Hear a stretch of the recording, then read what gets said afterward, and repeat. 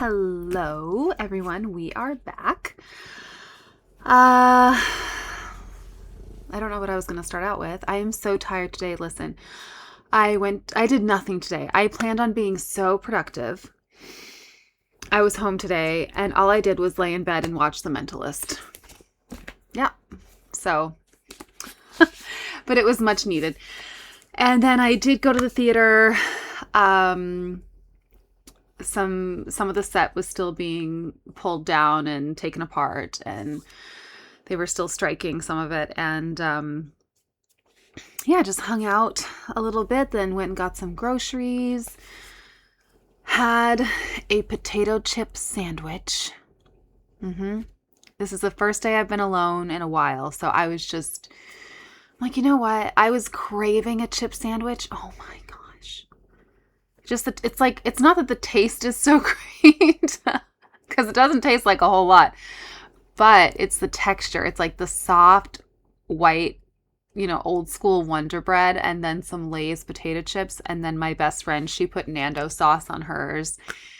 And we were just chugging from like a 2-liter of Pepsi. And I'm like, okay, I just needed this moment. And then tomorrow I can be back on track and trying to eat a little more healthfully. Because according to this book, that's eating even worse than someone who's waiting for an execution. Okay, we are halfway through. We're 2 weeks in, and I am hoping that it's going to start picking up pace and that we are going to get through this in less than 2 weeks. So fingers crossed, because I'm just ready to start a new book. But let's dive in. Are you ready, Joey? Are you ready? Okay. This chapter is entitled, What the Fuck Are You Looking At? Sometime in the summer of 2017, I was too frantic and lost to take note of the exact date. I wrote in my journal, Jesus effing Christ, please save me. I was trapped in hell and I could see no way out. Our beautiful, sunny 2-bedroom penthouse apartment in the East Village, which I had rented for Rhea to make her happy in the last months of her life, had become a dungeon of misery, danger, degradation, drugs. Rhea kept the shades drawn at all hours of the day now, not only because the light hurt her eyes, but also because she had become intensely paranoid that she was being watched by the police and that they were coming for her. And to be honest, the police might very well have come for her, for both of us actually, because our apartment now contained thousands and thousands of dollars worth of cocaine, some of which Rhea was cooking down and shooting into whatever veins she could find on her beaten down, disease-ridden body, some of which she was freebasing, some of which she was snorting up her now constantly bloodied nose, but most of the coke, as of this moment, she had chopped up and laid out in thick rails on the coffee table, next to an overflowing ashtray, a bottle of whiskey, several bottles of morphine and trazodone and Xanax, and a stack of fentanyl patches and a cluster of empty beer bottles. And these heaping lines of cocaine she counted, weighed, and studied all day long with unwavering focus, the way a miser counts and weighs and studies his piles of coins. What the fuck are you looking at? She demanded, glancing up for a moment from her cherished cocaine heaps and peering at me through a blue haze of cigarette smoke, staring me down with hostile eyes that had not, as far as I could remember, blinked in days. Good question. What was I looking at? I was looking at somebody who was supposed to be dead by now, who had been given 6 months to live over 15 months earlier, but who simply refused to die. I was looking at somebody who had recently gotten kicked out of hospice. Who gets kicked out of hospice, by the way, for being aggressive and uncooperative to the kind? Well, as far as I understood, hospice is where you go, for the last couple days of your life. It's, not somewhere that you go when you're still, super, you have the strength to be aggressive. From my experience with family members in hospice. For being aggressive and uncooperative to the kind, generous nurses and support staff who had been trying to help my beloved partner prepare her body and mind for a death with dignity, quotations, a death that at this point Rhea had utterly rejected in favor of Plan B, which was to do enough drugs, mostly cocaine, that she could feel immortal, that she could feel nothing. So far, I had to admit her plan seemed to be working. It was perhaps the only thing keeping her alive. Dear God, please save us. Maybe she was immortal, because who can even live like this? Who can live on a diet of whiskey, cigarettes, fentanyl, morphine, trazodone, and cocaine, and on a liver that is functioning at only 10%? What else was I looking at? What else was I looking at? I was looking at somebody who had once been the only person on earth who could make me feel completely safe and loved, but who now verbally abused me all day long, telling me that I was a fucking shit show of a failure when it came to taking care of her, that everything I was doing to try to help her was wrong, that I was a needy little fucking crybaby who had to grow the fuck up and take care of myself, that I was so hopelessly incompetent that I didn't even know how to make a simple order of goddamn toast anymore, because hadn't Rhea already instructed me 10 fucking times this week to toast the bread in the toaster, not once, not twice, but 1.5 times in order to get it the right shade of brown? And hadn't she already told me to spread the butter all the way to the fucking edges of the toast, for Christ's sakes, and not leave any little part of it dry? Did this toast even look like it was properly buttered? Did I even listen? Did I even fucking listen to her anymore? Did I even pay attention to a single fucking thing she said? Or was I just a stupid little whiny idiot who, instead of getting a life of her fucking own, was demanding to be taken care of every minute of the day by somebody who, couldn't I see it, was fucking dying? And by the way, couldn't I see that she also needed more cash because she was almost out of coke? And couldn't I see that she needed more clean needles too? So what was I doing, just fucking standing there and staring at her like a fucking dumbass instead of going downtown to get her some more clean gear? That's what I was looking at. I was looking at Rhea Elias, my protector, my hero, my beloved, who had taken the form of a venomous junkie. I was looking at my worst nightmare, and I was looking at my own life, my entire heart in ruins.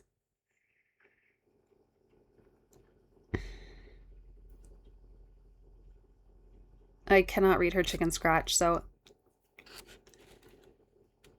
I'm not even going to try. Okay, there's a little poem. The shortest conversation I ever had with God. Me. But why, God? Because is. Because is.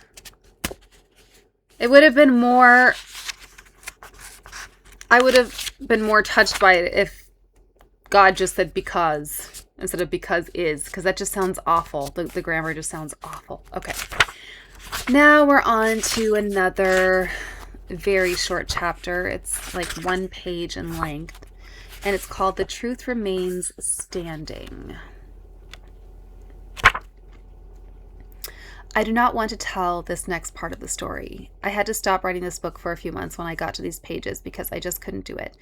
I tried to distract myself with other things. I went to Central America for a while and decided that it was suddenly important that I begin studying Spanish. That's a good use of one's time, isn't it? I thought about dropping this project altogether and writing an entirely different book about Rhea. Maybe this could be an experimental novel instead of a memoir, maybe with poetic language and foggy edges and changed names. Or maybe it could just be a collection of poetry, or maybe I could pivot completely and write a dry, scholarly, scientific book about the history and neurobiology of addiction. I do not want to tell this part of the story because part of me still doesn't want it to be true. I still don't want Rhea to become who she became toward the end of her life. I want her to remain how I saw her for all those years before: heroic, brave, commanding, honest, astonishing, cool. And I still don't want me to become what I became at the end of her life: desperate, clinging, resentful, lost, powerless, degraded, insane. I want you, dear reader, to love and admire Rhea. Really? Because you've been doing pretty good since the very beginning of making sure that I don't. And I want you to love and admire me. No doubt. I want you to see us as beautiful and undefeatable. I want this to be the most inspiring book of the year. I want this to be a thoughtful book about death and dying, written by a wise and spiritual woman who accepts the reality of mortality with a sense of compassionate detachment. There is a book, I don't know if it's something along the lines of The Gentle Art of I don't know if it's Swedish death cleaning, something like that. Now, if you can find the audiobook, the woman who narrates it, I think her name is Julia something. She's an actress. She's a British actress. And if you watch any amount of British television or film, you will, if you look her up, you will recognize her immediately. She has the most warm tone. And I am telling you, no book has been, to me, more comforting, more thoughtful about not only getting your life in order, but the idea of passing than this book. I would highly recommend it. I think The Gentle Art of Swedish Death Cleaning. Okay.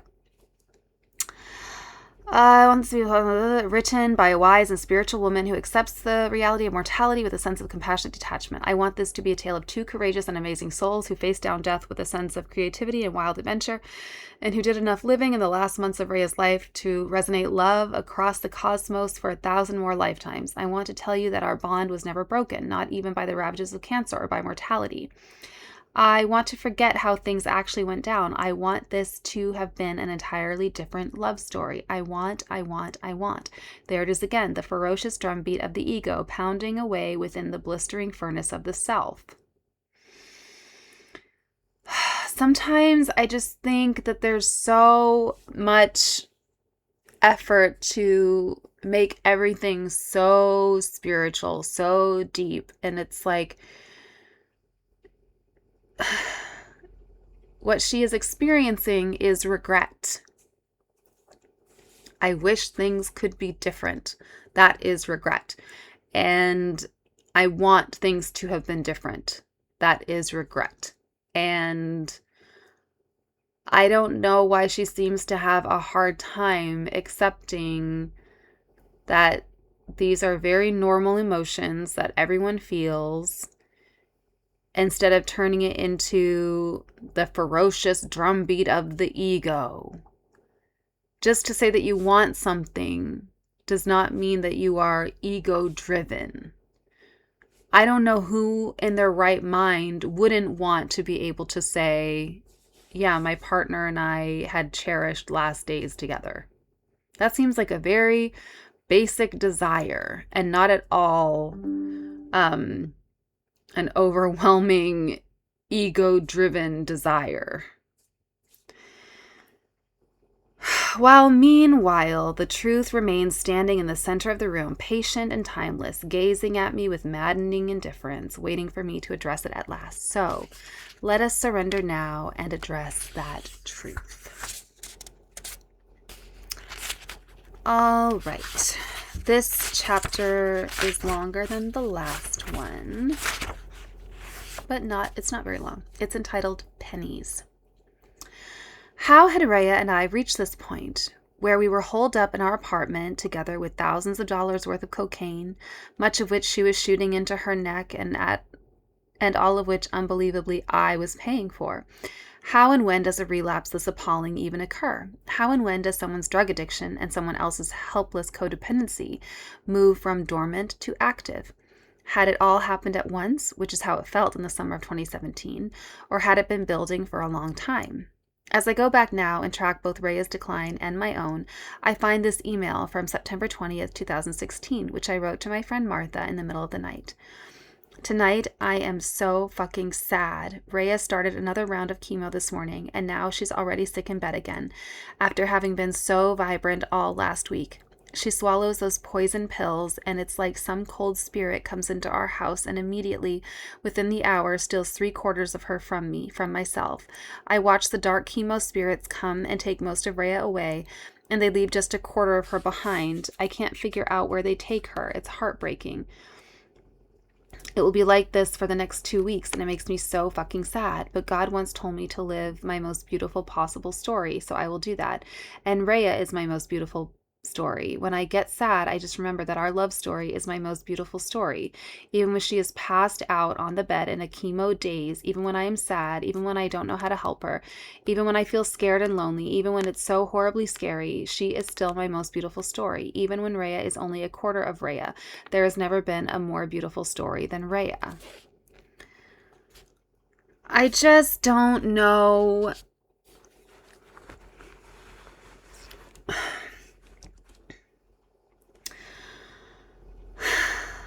I mean, yes, I have watched how chemo exhausts a person, and I just don't know how helpful it is to the dark chemo spirits. Like, it's everything is being spiritualized. Everything is, and I just don't know how helpful that is. And I just find it very self-involved.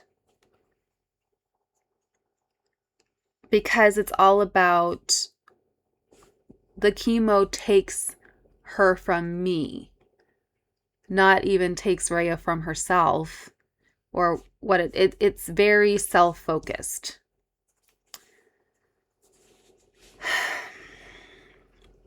I guess I'm just struggling a little bit because when my aunt was passing of cancer, I never heard anyone really mention like, oh, it's just, it's just so hard for me. It's just so hard for me because she's so tired after chemo and she's just passed out for hours. Like, no one ever spoke like that. I don't think any of us really thought of ourselves during that time.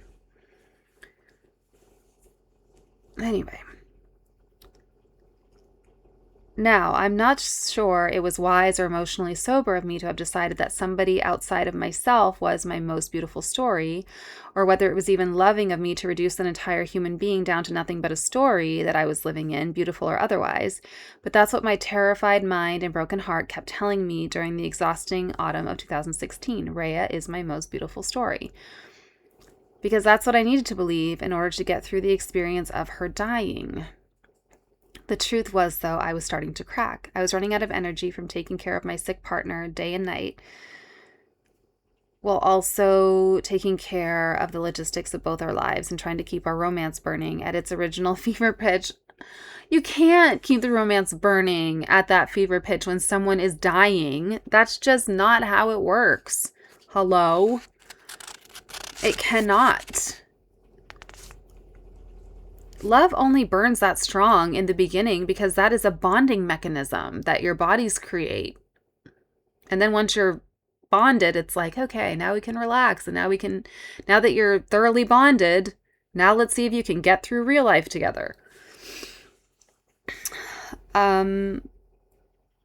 Also, I wanted to point out that in one of the last chapters, I thought about it later and I was like mildly annoyed that she was making a big point. Like, I canceled all my engagements. I canceled this. I canceled that. And it's, I know lots of people who took a lot of time off work when their partner was diagnosed with cancer to stay home and care for them. So I don't think that that's also, there is a flap floating. I don't think that that's abnormal. But yet again, maybe she just put herself in such a bubble when all this was going down that she really just didn't understand that there are lots of people who put aside their jobs and put aside their careers and put aside a lot of things in order to be able to care for their loved one who is now homesick. Anyway. And I don't want to minimize the role that a caregiver plays, and it obviously is exhausting, and it does take a huge toll on the person who is giving the care, and obviously they need resources and they need to be appreciated and all this. But I don't know, there's just something a little naive about the whole thing that okay, so she's starting to crack and she's trying to keep their romance burning at its original fever pitch, and Rhea was depleted too. The shrinkage the chemo had achieved, her doctor said, was evidence that they could continue to hold the cancer at bay for a few more years. But Rhea was done with it. The cost was too dear for such a small gain. And Rhea detested hospitals, doctors, nurses, shots, scans, tests.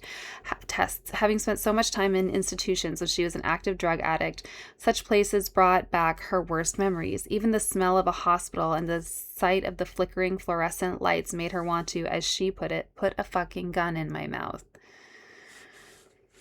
Ugh. She had given the chemo a try because her family had wanted her to, but now she was finished and she was willing to go into hospice instead. Are you aware, the doctor asked, that your cancer will return if you stop treatment? Are you aware that all these gains we have made will be lost? Trust me, I'm aware, said Rhea, but I don't care how short my life is. I just want to be free. She took her final dose of chemo on October 2nd, almost 6 months after her initial diagnosis, and then said to her lovely Irish oncologist, "You are a very nice person, and everyone here at Sloan Kettering has been amazing, but honestly, I never want to see any of you people again." And then she was free. Both of us were free for an incredible 3 months of that. That slight reduction in her tumors continued to bring temporary relief from her cancer pain.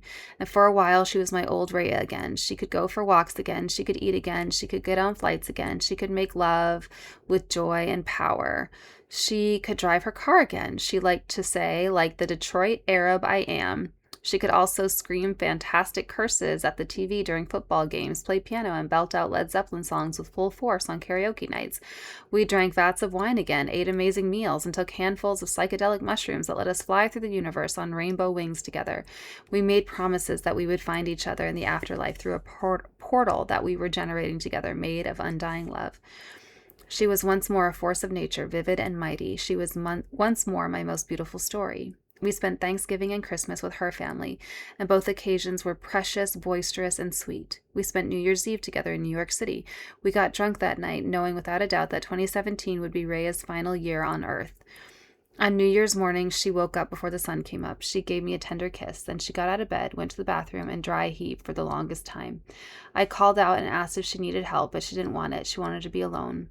When she came back to bed, I held her tightly. "That didn't sound like fun, my love," I whispered. She curled into my arms like a baby. "But this is fun," she said, and she fell back to sleep. I went for a walk all the way to the East River to make my New Year's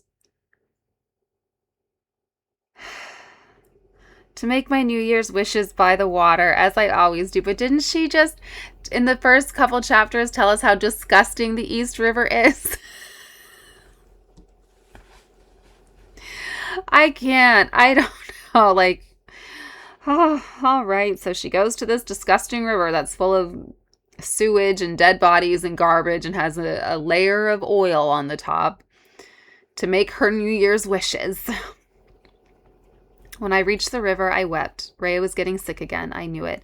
I had noticed that her abdominal swelling and episodes of pain and vomiting were increasing. The cancer was growing again, as promised. I asked the river for divine guidance, but heard nothing in return. Well, you told us earlier that it's not even actually a river. I forget what you said it is, but anyway. And how do you expect something that's so full of garbage to help you? All right. And can I just say, why are we asking the creation? Like, the river is the creation. Why are we asking the creation for guidance? Why don't you ask the creator? The river didn't create itself. Like, don't ask the river for guidance. Ask the creator of the river. That's my rant. Okay.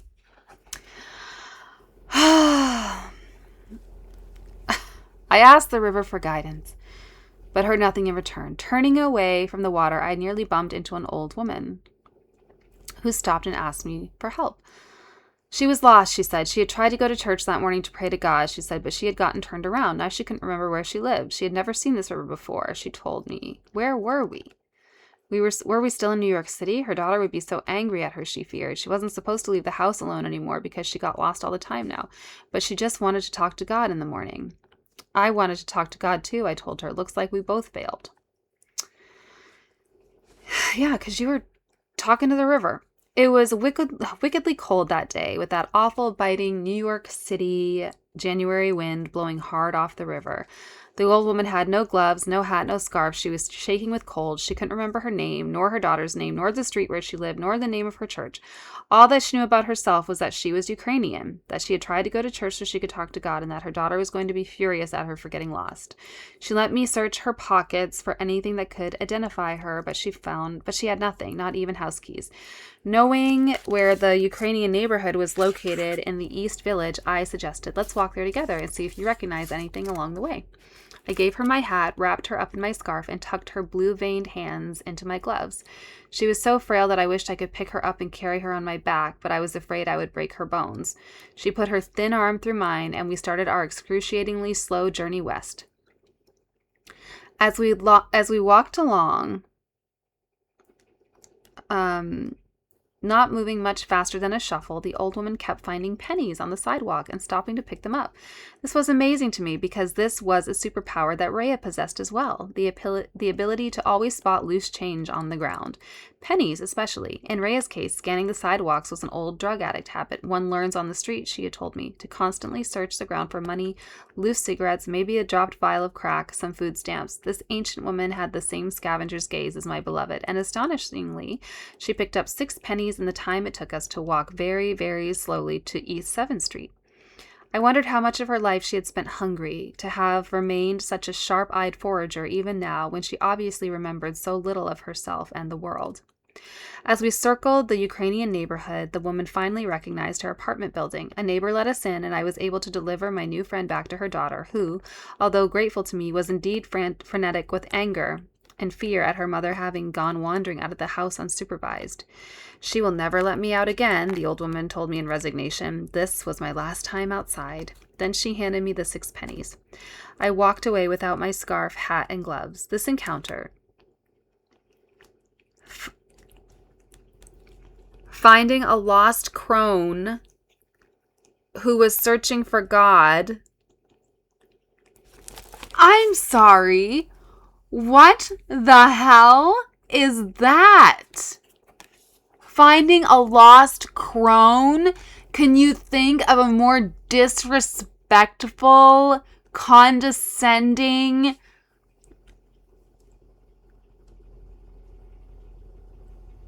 I'm so sorry. I am in shock right now. An old crone?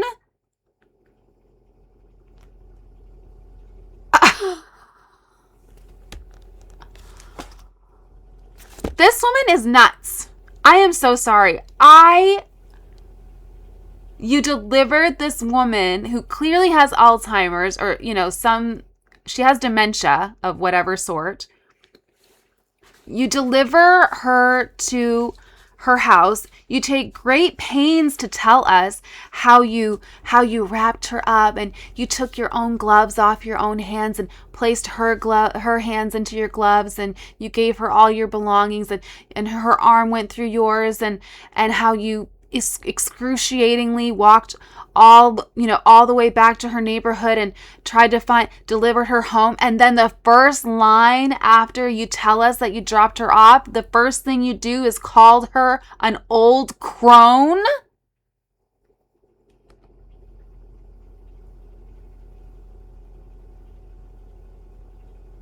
Like, this is not a German fairy tale. If I was this woman's daughter, I would be appalled. I am appalled. I don't even know this woman.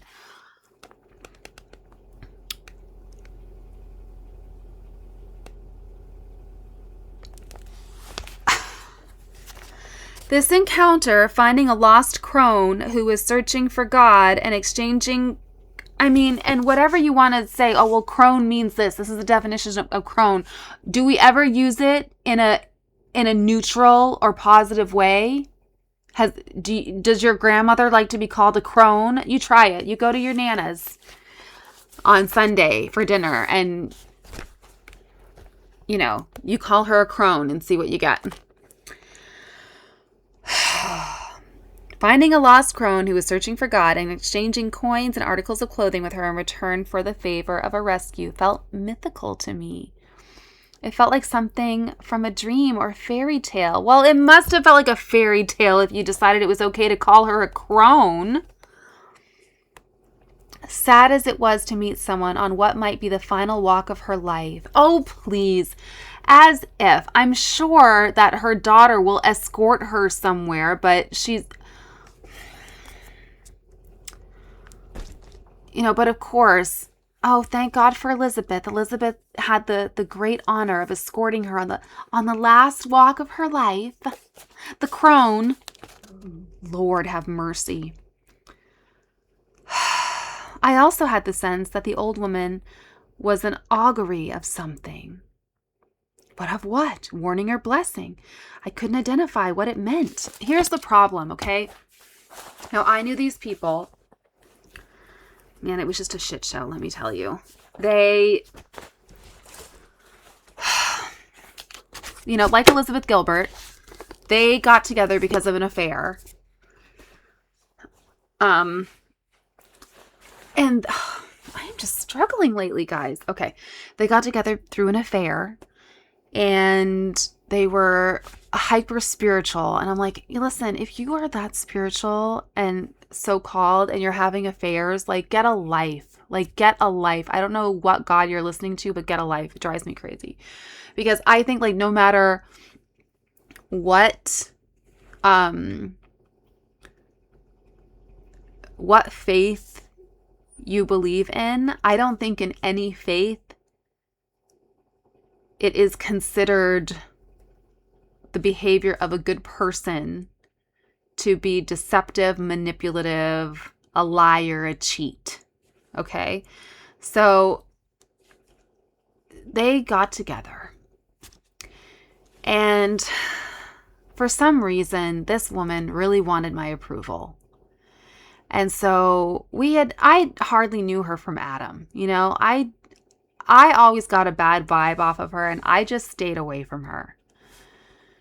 So she wanted to have this long walk with me to tell me the whole blessed tale of how these two came together. It was just God. Right. So we go on this walk, and then I very, very quickly discovered that her and this new partner of hers just saw signs and everything. Like, everything that happened to them, they're like, oh, what does that mean? What do you think that means for us? Like, I mean, it got down to just the minutia of everyday life. Like, if they went to some sort of gathering that had a potluck and his favorite cookie were peanut butter cookies, and there were peanut butter cookies at the potluck, it'd be like, oh, that means that God is favoring me. Like, bitch, please. What it probably means is that to make peanut butter cookies, you need a cup of peanut butter and a cup of sugar. Okay? So, spare me. Anyway. So, my point is this. They went on like this. I don't know how long they were married. I don't even know if they were married for 2 years, because then he died very suddenly, and it was very sad, and it was very tragic, and it was, I mean, I don't believe that God punishes people by, like, you're dead. I don't believe that at all. But I just do know that a life that you try to build upon the heartbreak of someone else will never stand. It will never stand. So, I mean, when they got married, I was sitting there at the wedding. I mean, I went to the wedding. I don't even know why I went. Because out of respect for the groom's parents, I guess, because I really cared about them. And I was like, okay, here I go. And I just sat there like, we'll see where this goes. Because it was doomed from day one, let me tell you. Anyway, I don't know if they were married for 2 years even, but I just know that they almost drove themselves insane. Like, they were getting wackier and wackier by the day. That old saying, so spiritually minded that you're no earthly good. Like, when you're just always looking for signs and wonders, and that's, you can't even just go to a potluck and be like, oh, yay, peanut butter cookies. That's awesome. You know what? Peanut butter cookies are my favorite. I'm so glad that someone made peanut butter cookies. That's so cool. Instead of being like, oh, what is God trying to tell me? Ugh. And here's the thing. I believe that if God wants to tell you something, God does not speak in riddles. When God wants to tell you something, God is going to make it clear to you. You will have no doubt. You will know deeply, this is what I have to do, and this is what's up. Because God's not going to play. If God takes the time to actually speak to you, it's going to be clear, because God does not author confusion. God is not the author of confusion. He is an author of order. So if you can't identify something as a blessing or a warning, that's not from God. Because, and you know when you've had those, your intuition is God given. So if you have that moment of intuition, like, oh, you know. So if you're like, like, no, just in those moments, I would just say, God, if you're trying to tell me something, you're going to have to be a little more clear, because I'm dumb as a stump. And I guarantee you, God will never leave you wondering. You will always know. It'll be the clearest thing that you have ever heard in your life. There's not going to be any of this, oh, I just can't tell. I can't tell if it's a blessing or cursing. I can't tell if it's a warning or, no. So that's not God. When I finally returned to the apartment that morning, I found Rhea weeping on the floor in pain and fear. She'd been vomiting up blood, and it was all over the carpet. You were gone too long, she sobbed. I was so afraid. I'm hurting. Don't ever do that again. Don't ever leave me again. I ran to her, full of apologies. Sweetie, you should have called me. My phone is in the other room, she cried, and I'm too sick to stand up and find it. I held her until her pain settled and brought her a hot water bottle for her aching belly. When at last she quieted, I tried to tell her the story about the old woman and the magical pennies, but she didn't want to hear it. Rhea didn't want to hear any of my stories that day. She was too sick, too angry, too scared. And from that day onward, began her long and awful decline.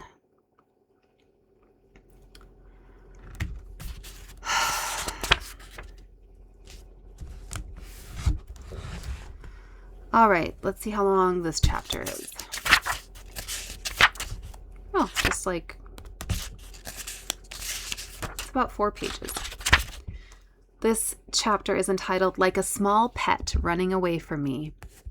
Okay, on that note, let's talk about my rabbit for a minute. I hope you all don't get annoyed when I digress. So I have a rabbit, as some of you know, and his name is Timmy. And I got him in late August, so before the school year began. And because the family dog passed away. And so I was trying to, kind of soothe the pain a little bit and give the family something to focus on besides the sadness. So I went to a farm and they were selling these little baby bunnies. And when I always go to get a pet my whole entire life, I've always waited for the pet that I'm supposed to have to reveal itself to me. So I'm always like, okay, God, please let the right one make itself known. So we go into the barn.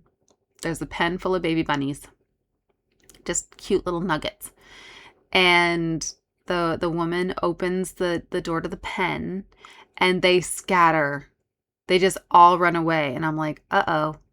And then from the group, one hops towards the door, and he's like looking like this, and he's got like one ear's up and one ear's floppy, and he's like, what is up? Like, he was so curious, and I was like, that's him. So we brought him home. Well, let me tell you, he is just a little bugger. Like, I can't even tell you. He is just rotten to his core. He is a little gremlin, and I just love him so much. And if you ever had a rabbit, I'm telling you, they are gremlins. They are crazy. Like, I had a rabbit when I was a child. He was not like this rabbit. Like, this rabbit, he is a whole other entity. Anyway, I came home. So he kind of has the run of the house, and he poops in the litter box. And I came home tonight from the theater, and I walk in. And so when I walk in the house, the first thing I always say is, hey, baby, just in that voice, hey, baby, hey, baby. And then Timmy comes running wherever he's hiding. And so I said, hey, baby. And I heard a clatter, clatter, like a couple plates. And I'm like, and I look, I turn on the light. Timmy stands up. You know how they come up on their hind legs and they've got their little paws and they're looking. He is in a bowl on the kitchen counter, like a big mixing bowl that I had had on the counter, because I was going to soak it, that I had made oatmeal cookies in. He's on the kitchen counter. I'm like, and then I look, and he had found a little corner right by the sink where he had pooped. Like, he had pooped there a few times. So then I realized he had somehow gotten up on the counter, and then he gotten stuck. He couldn't get back down. So he was like, okay, well, this is where I'll potty. Now, thank God that rabbit poos are like, little Cocoa Puffs. So you can easily clean them up and, disinfect. But anyway, I don't know. That just made me think like a small pet running away from me. So I put him in his pen because he goes in his pen at bedtime, which he just chewed a hole in the other day because I left him in. He doesn't like to stay in there once it gets light outside, and I had slept in, and he thought he was in there for too long, so he had gnawed a hole through it, so I had to repair. I just put some masking tape inside and outside. But anyway, so I put him in his pen, and I turned all the lights out, and I heard him settle down because he has a little carrier in there, and he has a little... Well, it's actually a litter box. When I was trying to litter train him the first time, like, he was just not getting it. And he's like, this is my bed. So now it's his bed. It's this little litter pan that's full of like paper pellets, and it goes in there, and he can like run around his pen. There's lots of hay, and then he goes in to his little cave and sleeps in there. Anyway, that's just a digression, and I apologize, but it was just so funny to me when I came home and he was up on the counter and he had tried to find a little potty space, and he was just stuck for hours. Anyway. Oh, and then I also found that at some point he had gotten onto my desk and had chewed half the envelope that holds my long form birth certificate. Thankfully, he didn't get to it. Like, he chewed half the envelope, but magically he didn't actually chew through the birth certificate. Okay, I'm sorry for the digression. We'll go back to the book. Like a small pet running away from me. As the first weeks of the new year went by, Rhea was often in such deep pain that she could not sleep for more than an hour or two a day. The rest of the time, she was manic with distress, full of needs and desperate demands. Nothing could settle her, not painkillers, not prescription weed or alcohol or sleeping pills or food, not stories or prayer, not listening to music or watching her favorite TV shows.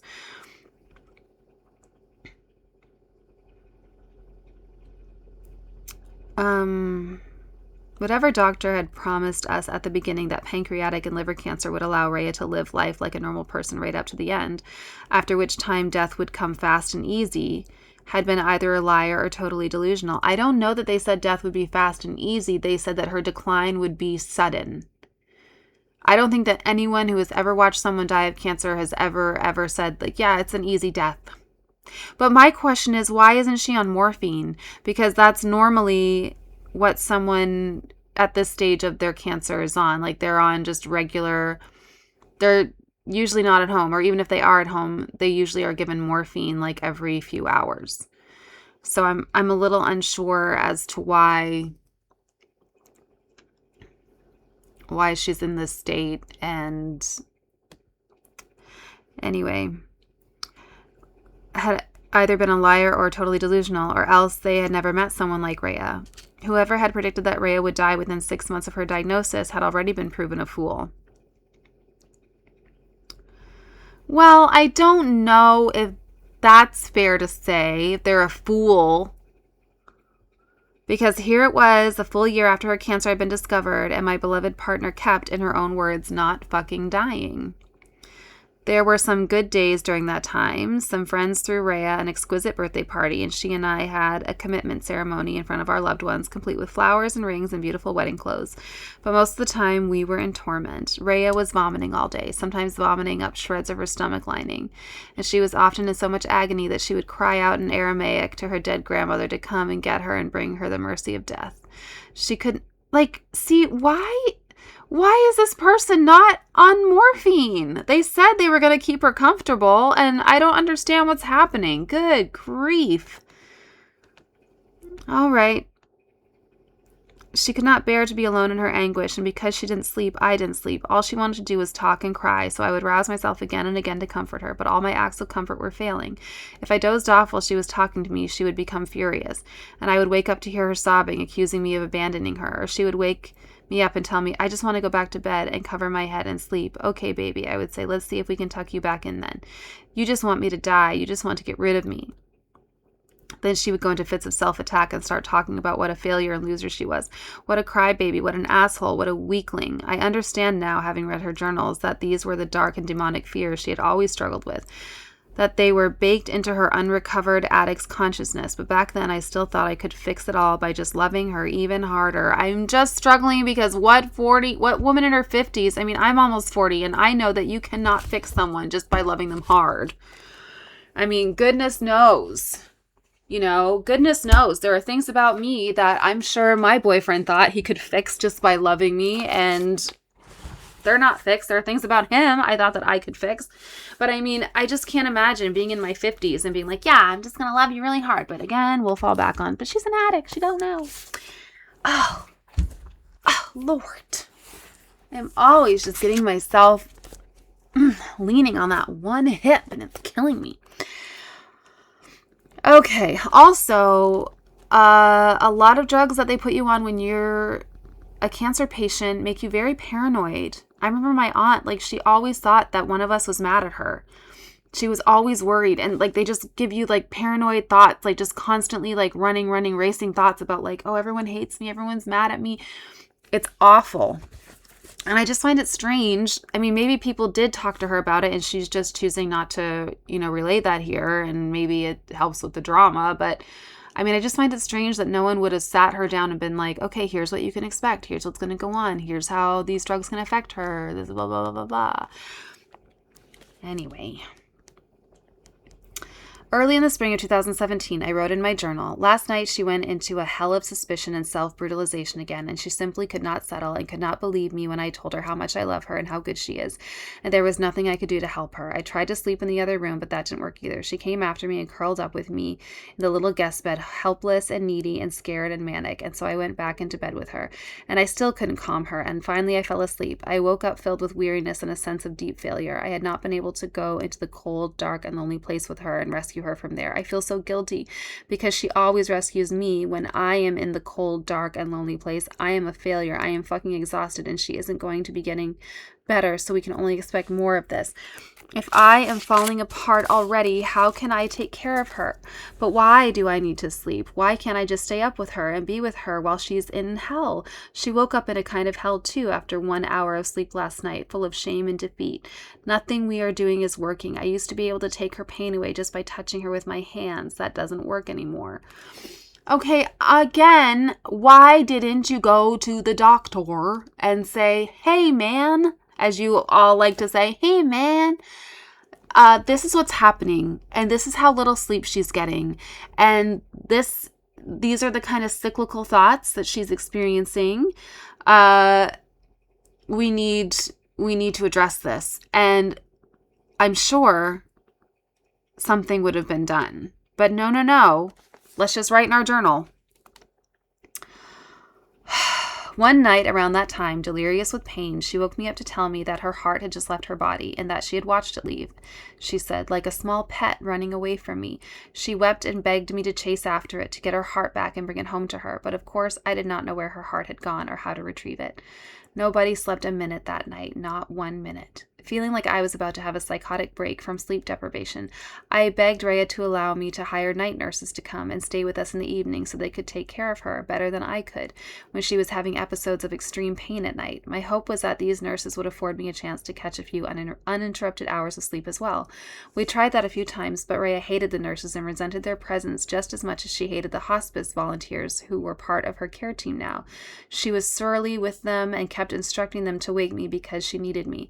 The same thing happened when I tried to set up a rotating roster of friends to sleep over. Our friends were more than happy to volunteer for shifts, but Rhea refused their help, often marching right past them when they were sitting vigil on the couch and coming into the guest room to wake me up and demand my help and attention.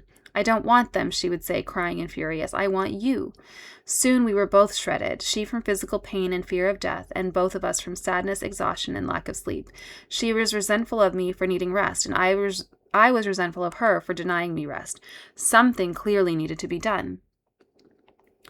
That's when morphine was recommended. Yeah. No kidding. But I guess this is what spurs the addiction, because she, was addicted to heroin. And I think morphine is like, is it a derivative? It's, you know what I'm trying to say. Does it all come from poppies? So I think this is the beginning of the problem, because she's like, oh yeah, this reminds me of heroin. So we'll see. And why ever not? Everyone knew that Rhea had once been an opioid addict, but nobody was worried about addiction now, because she was a terminal cancer patient on a death watch after all, and her medical team had predicted that she could not possibly live another 2 months. Anyway, as one of her doctors explained, the relief from unbearable pain is what these opioids are for, Rhea, and your dosages will be controlled. It won't be like back in the old days when you took drugs recreationally. At which point Rhea had smiled ruefully at the doctor and said, dude, I can promise one thing. I never took drugs recreationally. But what else could we do at this point to settle her pain? I mean, what's it going to do? Kill me? Rhea asked. Who gives a shit at this point?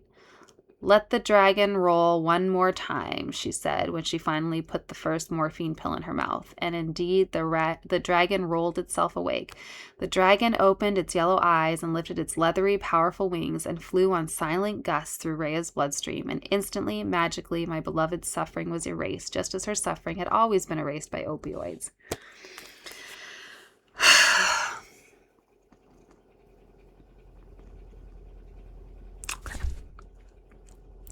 I remember how quiet the apartment felt that afternoon, once the first morphine pill dissolved into Rhea's system. All was peace, all was gentleness. I remember how Rhea seemed to return to herself, how she became my person again, so strong and calm and reassuring, how she gathered me up into her arms, saying, I'm so sorry, baby, for how hard this has been on you. Everything will be easier now, I promise. I just want to be here alone with you. I can't open my eyes right now because I'm so tired, but I need you to know that I love you. I can feel your heart again. The portal between us is open. I don't care if I die as long as I can die in your arms. I need you to know that the happiest moments of my life were with you. Do you know that? Do you understand that? I just need you to know that. You are the happiest thing that has ever happened to me. Stay with me, baby. Don't go. I love you so much. All my anxiety settled in the warmth and sincerity of her embrace, because Rhea's strength and reassurance had always been my morphine. But as for Rhea's morphine, well, that would be morphine itself. Yeah. And when I asked her in the blessed silence what it felt like to have opioids back in her system after all these years, she gave me a slow, sleepy-eyed smile and said, it's like, hello, old friend. Oh, yes, hello.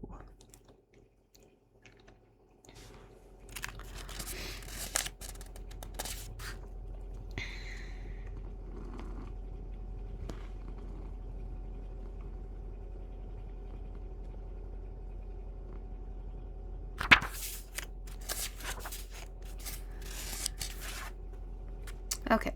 Cunning, baffling, powerful. How swiftly that moment of peace came to an end after the first morphine pill disappeared into Rhea's system.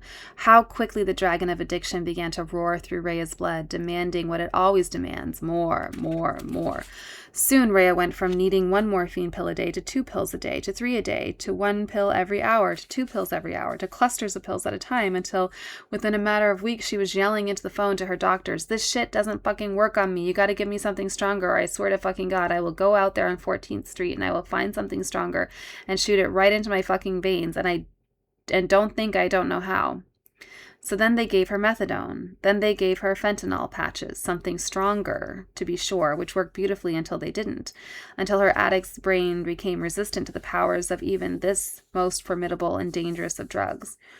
That's when Rhea had the inspired idea to add a bit of cocaine to the mix, to give me a little bump and help me stay awake. And she bought her first gram of coke in nearly 20 years and put it right up her nose to tremendous and obvious relief. Was that when she officially lost her sobriety and sanity? Or was it the next night when she shot the remainder of the cocaine into her arm? Better than the nose, as always, she said, and then chased it with a few morphine pills, then downed a handful of muscle relaxants just for good measure, and then informed me she was nodding off into oblivion that a hole just opened up through our bedroom ceiling and my ancestors are rolling in 4 layers deep. Was that the moment of relapse, or had it been long before the cancer even appeared? Had she fallen off the wagon many years earlier when she decided to start drinking and hide it from everyone? Or had she begun sliding back into addiction when she had stopped going to 12-step meetings because she got annoyed with all those rigid bitches in the rooms and because she didn't want to work a program anymore? Or had her decline begun even before then when she stopped letting people know how much emotional pain she was in and decided to keep her suffering a secret from those who loved her? Or was it all of that combined? Does an avalanche happen suddenly, or does it begin with the first flake of snow that sticks to the edge of a mountain? I don't know. I can't know. I can't even tell you when my love addiction got triggered with Rhea, or when I collapsed into the utter abandonment of self that is codependency in its most deadly and life-destroying form. I can't name the exact moment when I made her into my higher power, or when I surrendered all my will and agency to her, or when I decided that it was my job in life to serve her every desire, no matter how much it cost me physically, emotionally, or financially. Had it been back when I first met Rhea 17 years earlier and seeds of desire were planted by how cool and strong and mighty she appeared?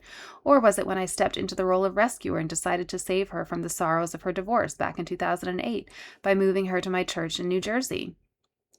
Or was it when I made her my rescuer by putting my spirit in her hands, by deciding that she, a mortal and flawed human being, was my only source of safety on this entire terrifying planet?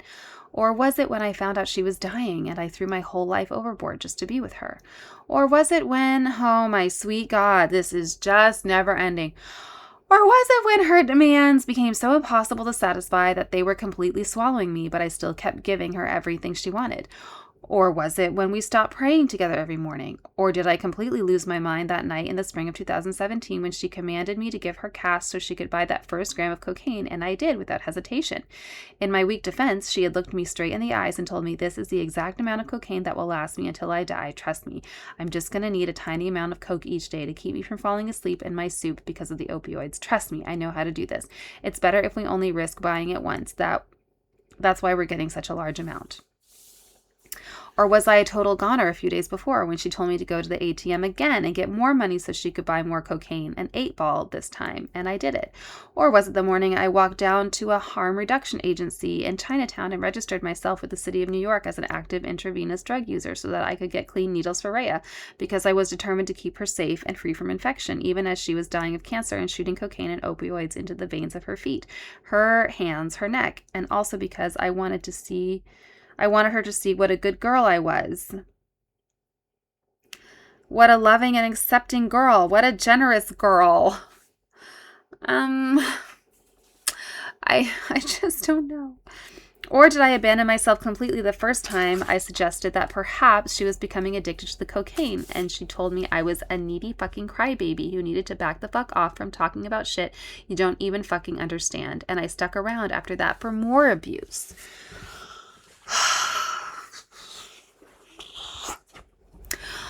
Or was it when she and I, who had never once had an argument in 17 years of friendship and love? Okay, first of all, let me just say this. People who try to act like they have the best relationship because they never have an argument or disagreement are full of crap, okay? You show me a relationship that has never had an argument or a disagreement or a difference of opinion, and I'm going to show you a relationship that is so shallow because you cannot possibly in 17 years never disagree with someone that you are actually being real and deep with, okay?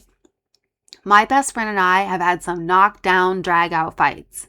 I don't mean physically, but we have really, really fought with each other and argued with each other. And there are times when her and I will see other friendships and we're like, are they really friends? Because our relationship is so deep compared to the other relationships, the best friendships that we see. Or sometimes people have said to her, like, when they see her and I together and see us talking and see how we communicate, they're like, I don't think I actually have a friendship like that. Like, I thought that I had close friends, but now I don't think I do. So when people are like, oh, we've been together for X number of years and we've never had a disagreement, we've never argued, I'm like, okay, you know what that tells me? Y'all haven't been communicating. because you cannot take two people from two different backgrounds, two different homes, two different styles, brought up under two different styles of parenting, sometimes two different religions, or, no religion at all, or one and the other not, two different worldviews, two different, sets of hopes and dreams for the future, two different, educations, whatever, and expect them to get along and to agree about everything at all times. And I think the only way that you can get through that is if you're just being very polite and very surface level, and you're not rocking the boat, and you're not having hard conversations. So I know that sometimes people say that as like a little badge of honor, like, oh, look what soulmates we are, because we just don't argue. And I just think, well, that tells me a lot more than you think, and none of it good. I don't mean you got to be fighting all the time, but I just find it, which obviously you don't want that either, because that's a red flag. But to never have like a real deep disagreement with your partner or your closest friends, I just think that's wild. Okay. Or was it when she and I, who had never once had an argument in 17 years of friendship and love, suddenly started fighting every day as I begged her to look at me again like she used to touch me like she used to speak to me the way she used to? Was it when I started sobbing? Where did you go? Where did our love go? Was it when I started hiding in the bathroom at night, weeping on the floor, again with the crying on the bathroom floor? Yes, eat, pray, love. That's where that all started. While she hid in another bathroom, grinding down her cocaine into a finer and finer powder? Or was it when I tied off her arms or legs while she shot up, watching over her carefully, even holding the light for her so she could find her veins, to make sure she had everything she needed, just so I could be in the room with her, to make sure she still needed me, loved me, approved of me, to make sure I was still important and cherished, to make sure that I was still being seen, to make sure that she, who had clearly already left the world of the living behind, and who was also, by the way, dying, would never ever leave me. Cunning, baffling, and powerful is how the Big Book of Alcoholics Anonymous describes the disease of addiction, a disease that is mental, emotional, physical, and spiritual in its nature, a disease that comes at you from all sides, that stalks you throughout your entire life, that sneaks up on you when you're not looking, that builds power over the years, and then eventually devours you until you are left with nothing. Addiction, a disease that Ray and I were both powerless over in our own awful ways. Love addiction, drug addiction, dependency, codependency, it's all the same thing. A disease so tireless and dirty and dignity-consuming that it will never rest until you're ruined. A disease that makes you do stuff you never in a million years imagined you would do, and accept degradation you never dreamed you'd accept. A disease that makes you hurt people, that makes you hurt yourself. A disease so greedy it will never be satisfied to destroy just one person when it can take down two, and will never be satisfied to kill two people when it can kill 3 or 4 or every member of a family or a whole community or an entire country. Addiction. A disease so insidious and vile that I swear to God it makes terminal cancer look like a day at the beach.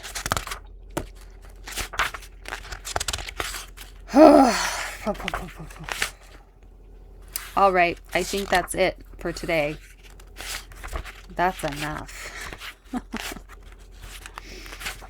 You know what? I'm tempted to start reading the other book too. Because maybe sometimes we need a little bit of a break. We can kind of go back and forth. That might be nice.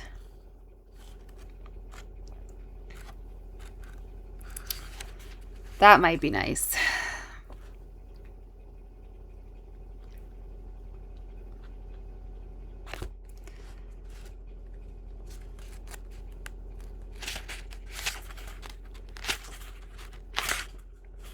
All right, you know what? Let's read this one last chapter. It's called Plotting. It was in July of 2017 that I came up with a really good idea for what would save me from the nightmare that I was now trapped in with Raya. Actually, no. We're going to read this tomorrow because this is going to be a good way to start. But if some people are just tired and they've already checked out, this is a bad way to end it. So I'm sorry. That was just a little teaser We'll do that tomorrow. Okay, well, thank you all for being with me. Sorry for my digressions. I hope it doesn't bother you too much when I digress, but you can let me know and I'll do my best to stop. Okay, I hope you have a wonderful rest of your evening, wherever you may be. I hope you have a great day tomorrow. I will be back tomorrow at some point, and I hope you have a great day. Bye.